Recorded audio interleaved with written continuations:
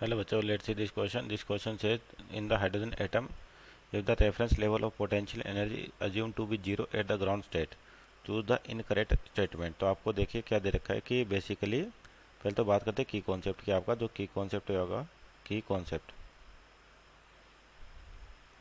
तो आपके पास जो बोर एटॉमिक मॉडल है वहाँ पर आपके पास एटम की डिफरेंट एनर्जी लेवल्स होती है, तो उन्हीं पर बेस्ड क्वेश्चन है। तो लिखे एनर्जी इन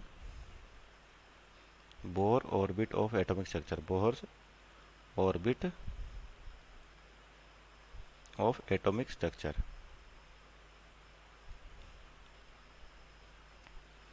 तो देखिए आपके पास यहाँ पर एटॉमिक स्ट्रक्चर, तो आपका जो बोर मॉडल होता है वहाँ पर एनर्जी लेवल डिफाइंड की जाती है अपने पास ग्राउंड स्टेट से, यानी कि n इक्वल टू 1 से 2 3 4 इस तरीके से एनर्जी लेवल्स होती है आपके पास। तो पहली जो एनर्जी लेवल है इसको n इक्वल टू 1 इसको कहा जाता है ग्राउंड स्टेट, और n इक्वल टू 2 ये क्या हो जाएगा आपके पास फर्स्ट एक्साइटेड स्टेट। उस तरह से n इक्वल टू 3 क्या हो जाएगा सेकंड एक्साइटेड स्टेट। इस तरह से आपके पास एनर्जी लेवल्स और कहाँ तक अप टू इनफाइनाइट तक। अब देखते हैं यहाँ पर जो एनर्जी लिखी जाती है, एक बार तो यहाँ लिखे जैसे total energy, kinetic energy and potential energy.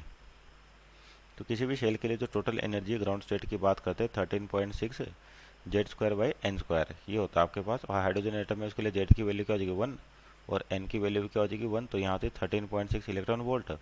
और काइनेटिक एनर्जी का मैग्नीट्यूड जो होता है पोटेंशियल एनर्जी के बराबर होता है, तो ये भी होगा 13.6 इलेक्ट्रॉन वोल्ट।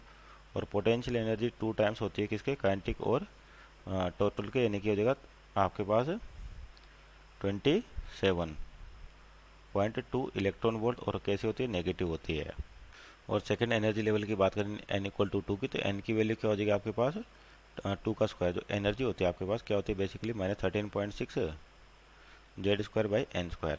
तो पहले के लिए तो जेड की वैल्यू 1 है इसे हाइड्रोजन एटम में, एन की वैल्यू भी 1 होगी। अब एन इक्वल टू 2 की बात करते हैं तो यहाँ पर टोटल एनर्जी क्या हो जाएगी 2 का स्क्वायर 4, यानी कि यह आ जाएगा माइनस का 3.4 इलेक्ट्रॉन वोल्ट। काइनेटिक एनर्जी आ जाएगी पॉजिटिव 3.4 इलेक्ट्रॉन वोल्ट, और पोटेंशियल एनर्जी आ जाएगी 2 टाइम्स कर दे इसका, तो 6.8 इलेक्ट्रॉन वोल्ट।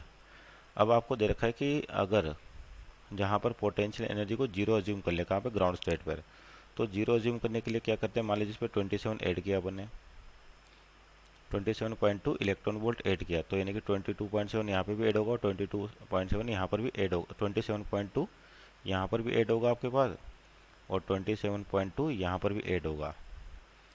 तो ये कितना बचेगा यहाँ से देखे तो, यानी कि डिफरेंस आ जाएगा आपका 13.6 इलेक्ट्रॉन वोल्ट। यानी कि टोटल एनर्जी का जो डिफरेंस आ जाएगा आपके पास, डिफरेंस क्या ग्राउंड लेवल पे कितना आ जाएगा 13.6 इलेक्ट्रॉन वोल्ट, और ये कितनी हो जाएगी जीरो हो जाएगी यहाँ पर।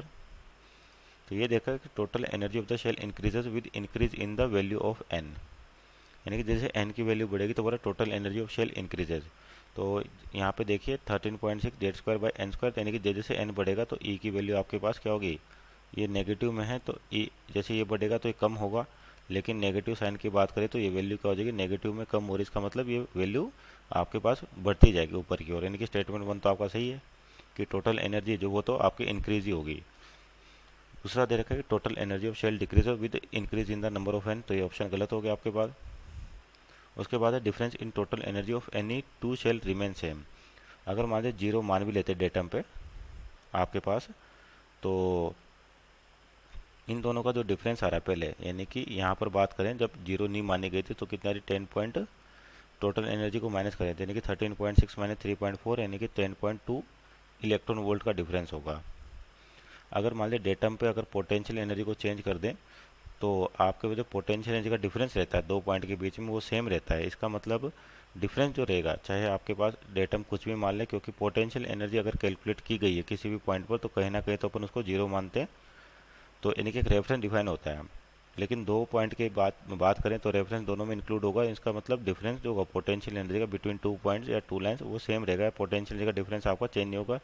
इस तरह से अगर ये डिफरेंस सेम है तो टोटल एनर्जी का भी सेम रहेगा और काइनेटिक एनर्जी का भी सेम रहेगा। मीन्स ऑप्शन नंबर सी जो दे रखा है डिफरेंस वो सेम रहेगा, means option number C is also correct. D को देखते हैं total energy at the ground state become 13.6 electron volt, तो ये भी सही है आपके पास। Means option number A C D are correct. और अपने को बताना इनकरेक्ट स्टेटमेंट, तो यानी कि इस वाले का जो राइट आंसर हो जाएगा option number B that is total energy of cell decreases with increase in the value of n. Hope you understood well. Best of luck.